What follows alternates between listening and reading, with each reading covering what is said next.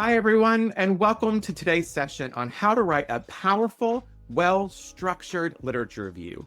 I'm Matthew Courtney, and I'm a research coach here with Grad Coach, and we're here to help postgraduate students like you navigate the research process with clarity and confidence.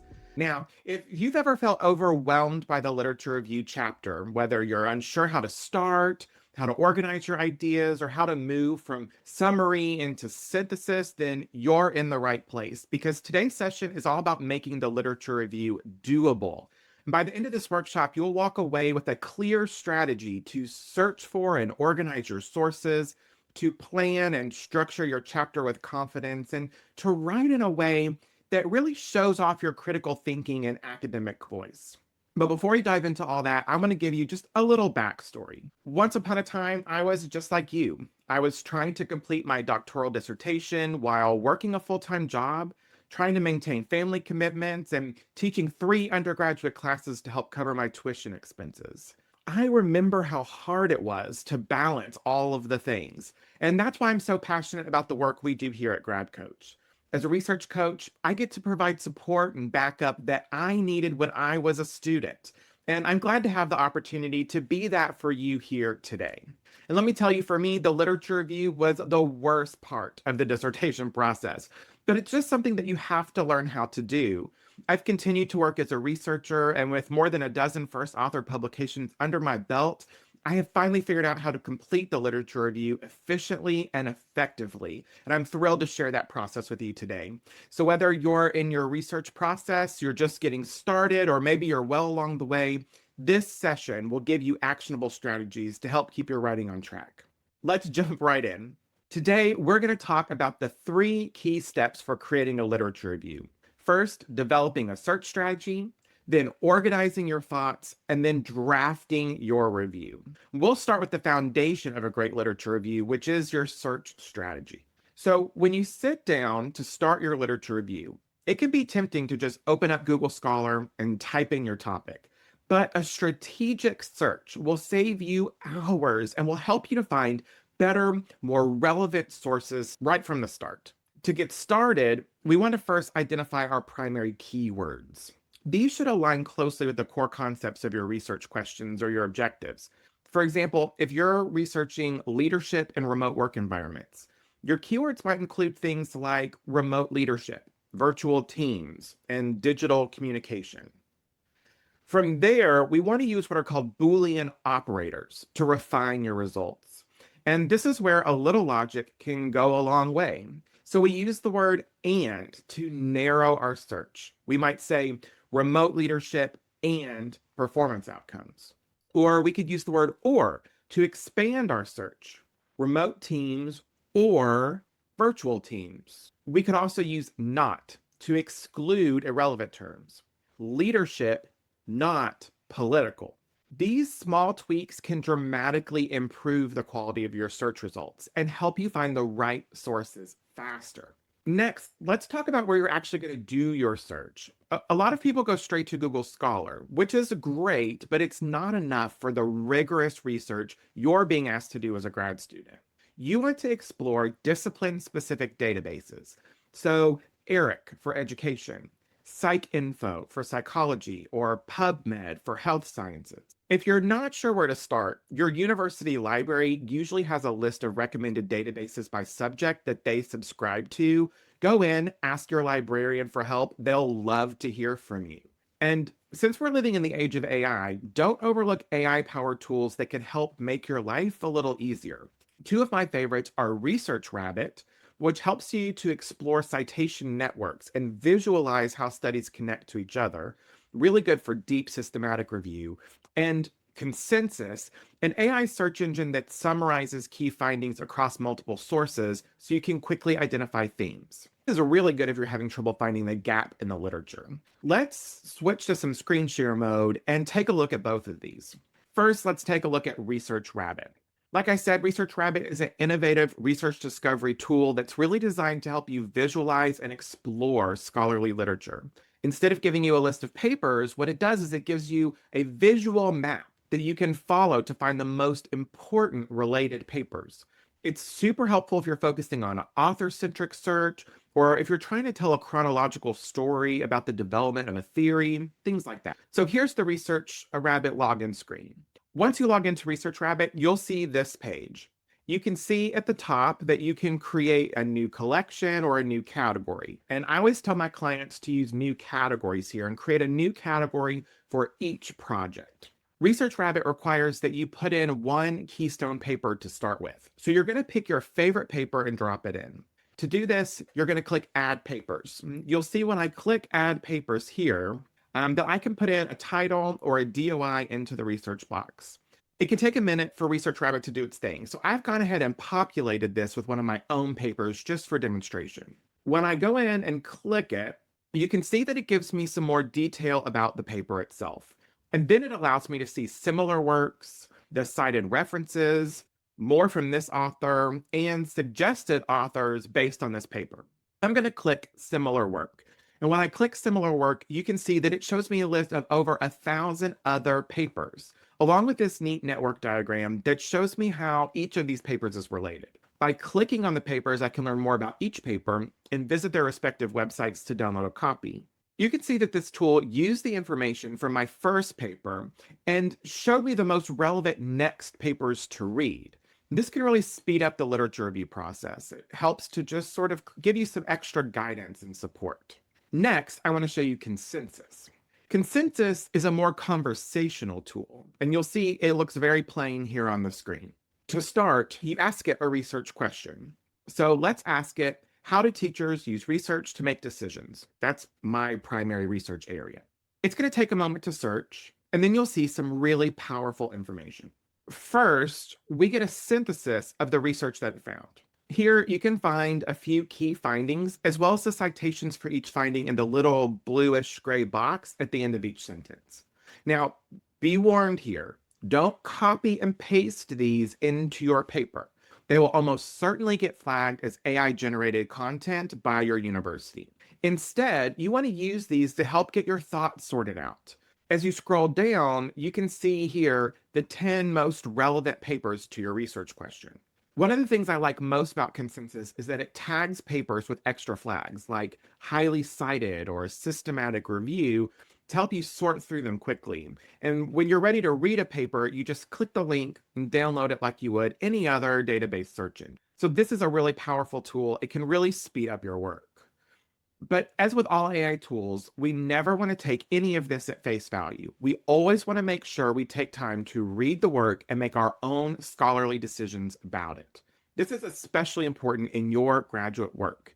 These tools can greatly enhance your literature review process, but they don't ever replace the manual skills and professional decision-making. You've still got to do the work. So be cautious there. As you're searching, it can also be easy to get really bogged down by just the sheer number of articles that you're going to download. So you have to develop a system to keep track of them, and we call this a synthesis matrix. This is a simple but powerful table that really helps you to organize what each study is about, what methods were used, what the key findings were, and how it relates to your research. More importantly, it helps you to spot patterns and gaps, disagreement across the literature, which is really at the heart of a strong review. Here's an example of a simplified synthesis matrix that I made for demonstration purposes. You can see that it includes all the citations along the side and some important notes about the topic. So in this case, this review is about research use in education. So you'll see that I've taken notes about the types of research use, the barriers to research use, things that support research use, the role of leaders and teachers, as well as the impact of research practice partnerships. A matrix like this helps me to quickly see trends in the literature and also spot gaps in the literature that I might be interested in studying down the road. And there are lots of ways to do a synthesis matrix and no real one right way to do it. But a great way to get started is with the free template from GradCoach. We'll drop the link down below so that you can download it and play around with it. Get started on your own. Once you've gathered and organized all of your sources, you have it in your synthesis matrix, it's time to turn all of that material into a coherent and well-structured literature review chapter. And a lot of folks get stuck here, not because they don't have enough content, but because they're really unsure how to organize and arrange it. So let's break it down. There are three main ways to structure a literature review: chronological, thematic, and theoretical. Each has its strengths, and the best choice depends on your research topics and goals. So let's look at each of them. We'll start with chronological. This structure organizes sources by date of publication. And it works well if you need to show how thinking or research in your field has evolved over time. You're essentially walking the reader through an academic conversation in sequence. Here is an example paper that utilized a chronological review. This paper is about the history of math education in the United States. As I scroll down, you can see that it's organized by era. So it starts with New Math, Sputnik, and Brown, moves on to Great Society and Segregation, and eventually finding its way to the Standards Movement, ending here with No Child Left Behind. The author discusses the literature sequentially to help the reader really understand how public education and public policy related to math education developed over time. Next, let's talk about theoretical frameworks. And in this structure, you're going to organize your review around competing or complementary theoretical frameworks. This is especially useful if your research is grounded in theory or if you're comparing how different models interpret the same phenomena. So let's look at another paper. Here, we have a paper about school leadership for social justice. And as I scroll through this paper, you can see that it's organized by theory.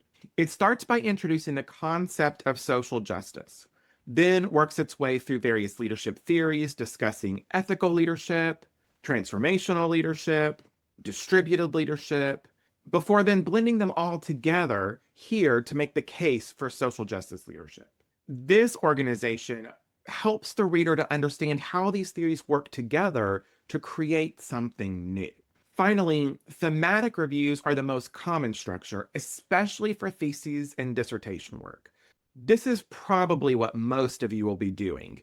You're going to group your literature into themes or categories based on content, such as methods, findings, or theoretical frameworks. This helps you to show relationships and tension between groups of study. Here's another example, this time from my own catalog.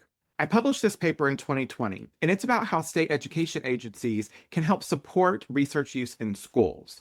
You'll see that in this paper, I used existing literature to help make the case that state education agencies could be doing more to help support research use.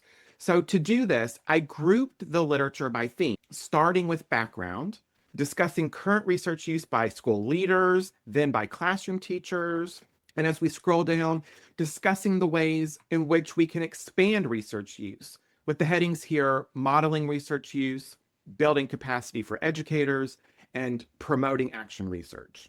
This structure helps the reader to understand the various nuances of the topic by breaking it down into digestible parts, the themes.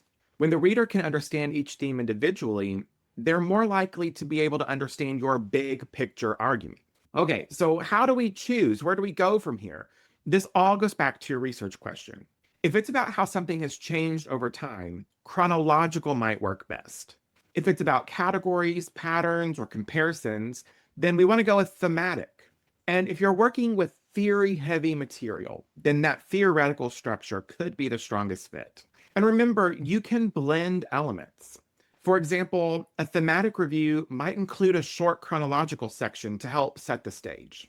Okay, with our structure sorted out, let's now get into the heart of the work, writing the literature review itself. You've got your sources, they're all collected, structured, and mapped out. It's time to talk about the most important part, actually writing that literature review. How do you get the words out of your brain and onto the paper?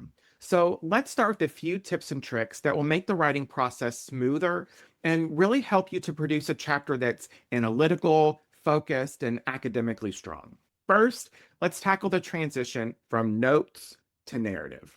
It's easy to get stuck in summary mode, just repeating what one article says after the other, one by one. But your goal here is to tell a story about the research, not just list the studies in order. It's a literature review, not an annotated bibliography. So we're going to start with your synthesis matrix. You're going to identify key themes or trends and then craft topic sentences that reflect the big idea behind each paragraph. We're going to make sure as we do that that we weave the sources together, and we don't start every sentence with an author's name. The sign of a mature researcher is that they're able to distill key takeaways from their work and synthesize that into their own work. We then give the author credit at the end of our sentence through our in-text citations. You're probably asking, Matthew, how do we weave research together? That feels so abstract. And frankly, that's because it is. But the trick is to compare and synthesize. So we don't just report out what each study says. We compare studies with one another and blend them together by asking, where do the authors agree? Where do they contradict one another? And do they use similar methods but reach different conclusions? Are there gaps or unanswered questions? Let's take a look at this. Here's a paragraph that I wrote for demonstration purposes. I made up all of these citations, so don't try to drop this into your own dissertation. You can see here that in this model, each sentence starts with a citation and then simply reports out what the author said. There's no discussion, there's no interpretation, it's just a list of statements. It's boring and it's ineffective. Now, this model is better. You can see that it includes the same fake citations, but this time they're mixed in. There's a discussion happening here. A conversation is happening that's helping the reader to understand why this body of research really matters and what it says about this topic. This is what you want your writing to look like. As you write, look out for these two common pitfalls that I see all the time. The first is something I like to call single author syndrome. This is when students lean too heavily on one source throughout their literature review.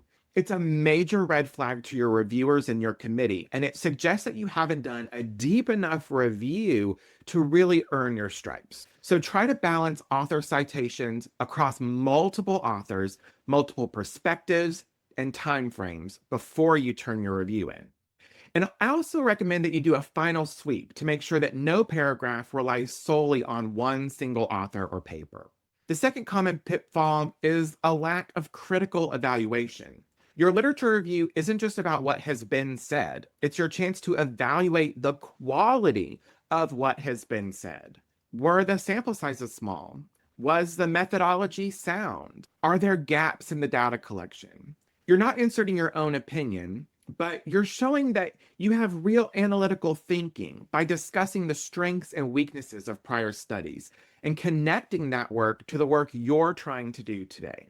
All right, I see here that we're running up against the clock. So let's shift gears and try to tackle some questions that have been submitted here today.